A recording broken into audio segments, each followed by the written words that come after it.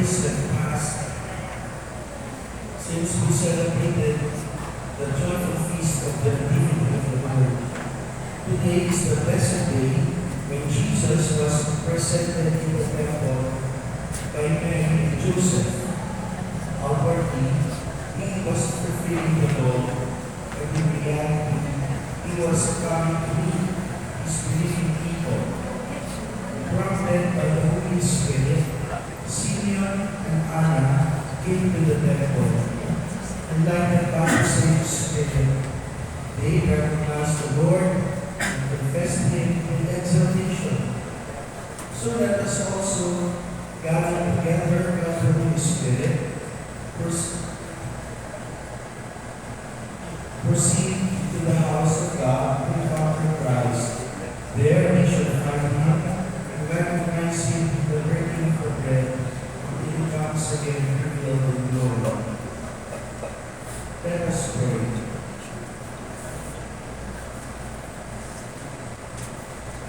O God, through love, great and light eternal, spreading in fair and far and wide, pour we pray to the hearts of the faithful the brilliance of perpetual light, so that all who are gathered in the holy temple, by the splendor of these candles, may happily reach the light of your glory through Christ our Lord.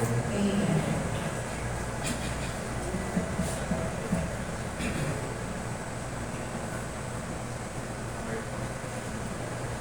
Thank you.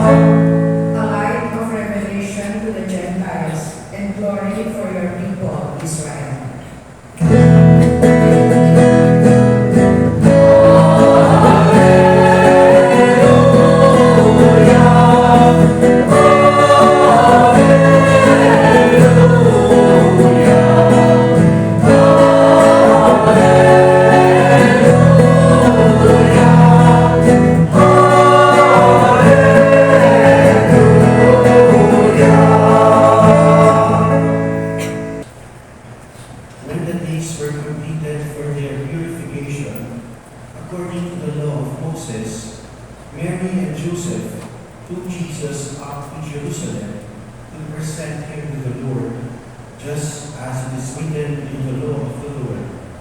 Every male that opens the womb shall be consecrated to the Lord, and to offer the sacrifice of a pair of turtle doves or 2 young pigeons, in accordance with the dictate in the law of the Lord.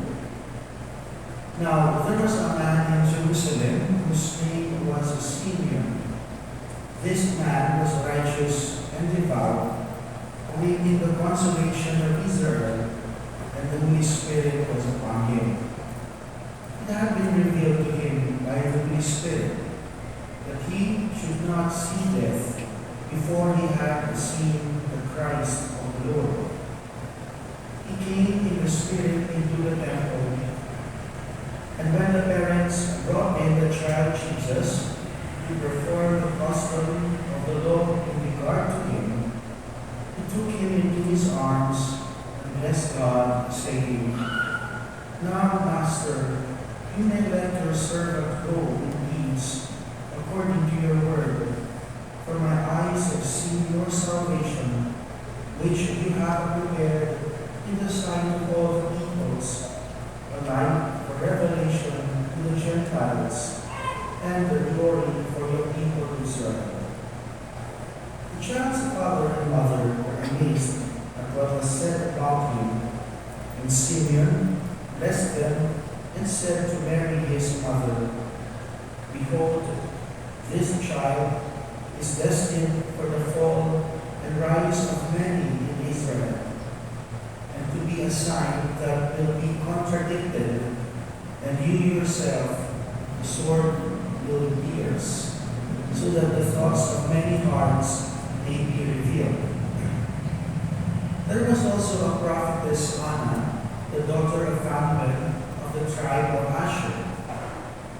She was advanced in years, having lived 7 years with her husband after her marriage, and then as a widow until she was 84. She never left the temple, but worshipped night and day with fasting and prayer. And coming forward at that very time, she gave thanks to God and spoke about the child to all who were awaiting the redemption of Jerusalem.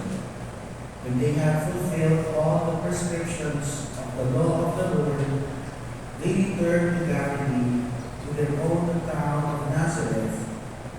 The child grew and became strong, filled with wisdom, and the favor of God was upon him.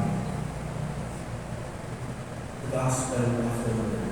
Praise be to Lord Jesus Christ. Tayo po ay isa sa lahat ng mga kaparokya na iiwang yung mga tawag po natin na kandidatya. And in particular, one parish or one town po sa Cavite ay nag-iwang po ng kapistahan ngayon. At ang ating kapistahan ngayon ay dalawang bagay, ay dalawang aspeto.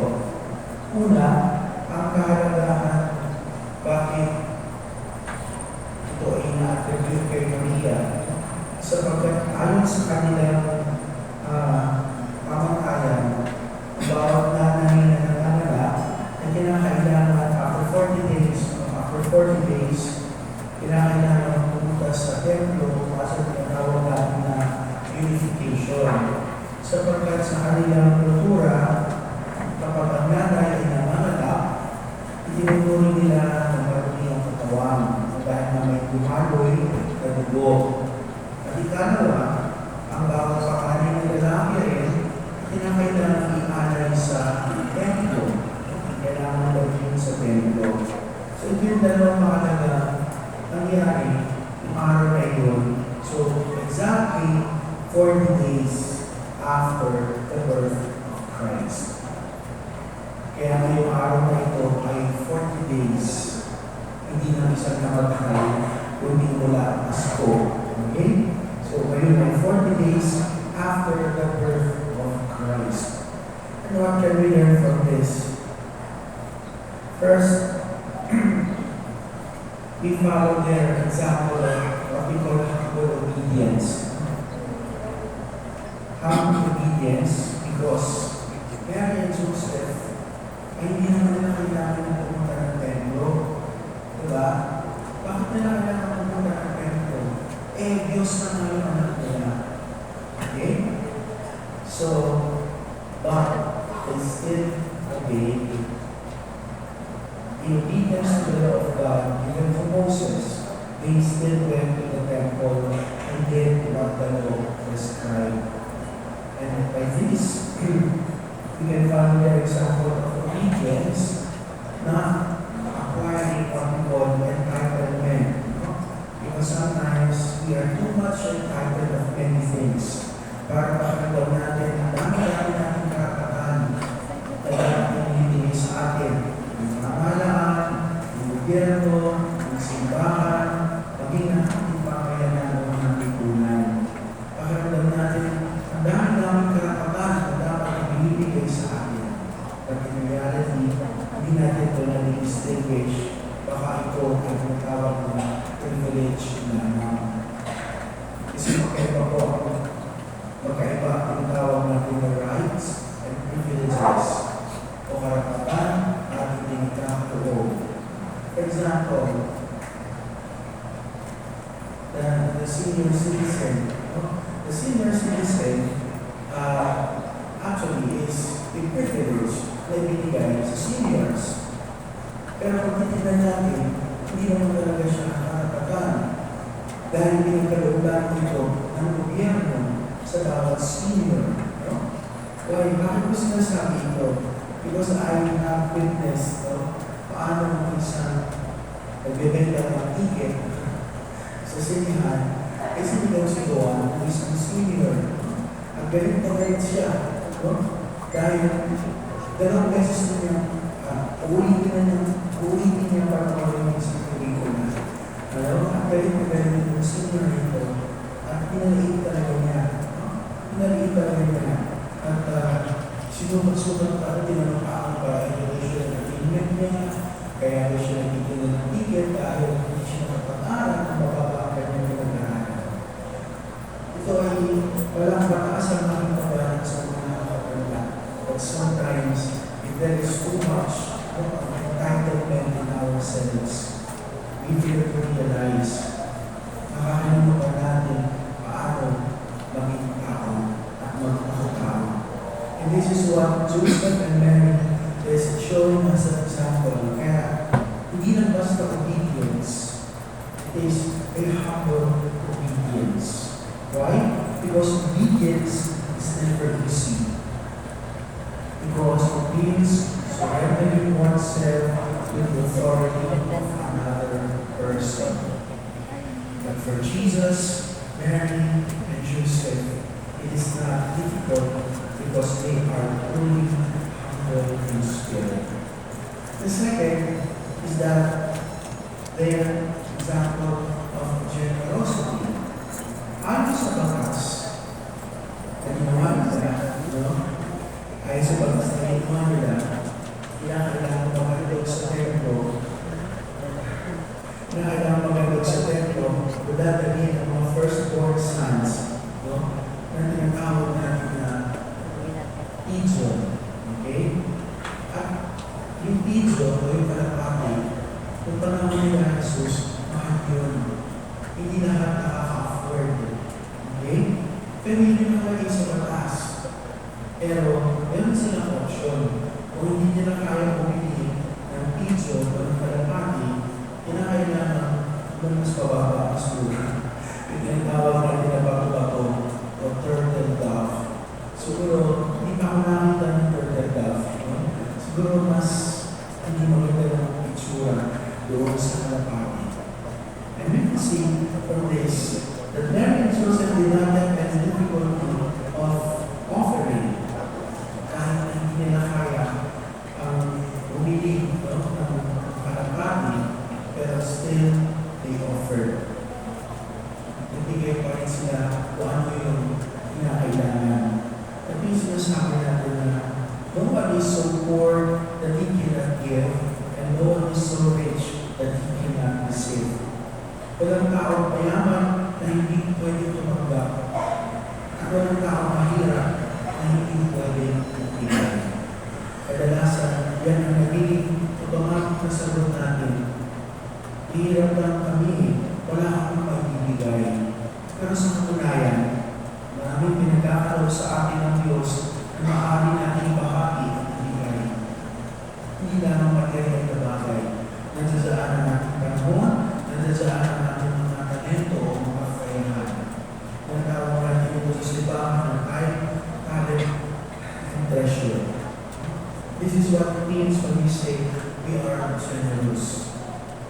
Kaya walang tao na hindi pwedeng magbigay at hindi tayo mauubusan ng pwede natin ibahagi o ibigay lalo-lalo na para sa kabutihan ng ating kapwa. As Christians, we are encouraged to follow the example of humble obedience and generosity. At yan ang ulungan bakit tayo nagbastos ng mga kandila, sapagkat ang kandila ay sumisimbolo sa liwanag ng Kristo na ating sinusundan. Ang kandilang ito ay walang iba kundi ang liwanag ni Kristo na pinanganak ng araw ng Kapaskuhan.